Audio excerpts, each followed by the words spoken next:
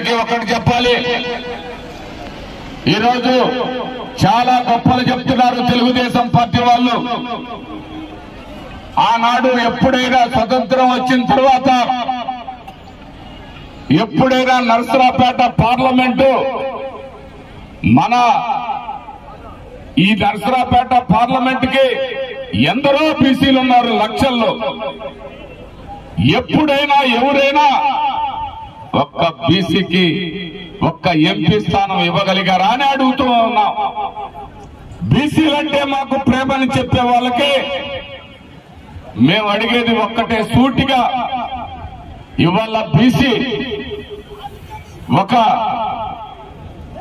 బీసీకి నరసరావుపేట ఎంపీగా 7 నియోజకవర్గాలకు కలిపి ఎంపీ అయితే ఆ ఎంపీఏ అనిల్ కుమార్ యాదవ్.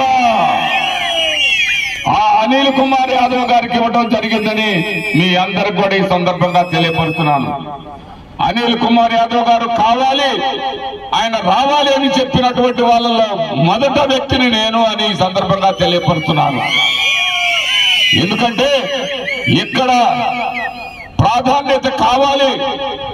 యాదవ రాజులు మొదటి నుంచి కూడా ఇక్కడ ఈ నరసరావుపేట పార్లమెంట్ లో ఎక్కువ శాతం ఉందా గాని వాళ్ళు మా మనిషి ఉన్నాడు, మాకు అండున్నాడు, మా అనే భాష వాడుకోవాల్సిన అవసరం మాకున్నాడు అనుకునే దానికి ఏనాడు కూడా లేదు.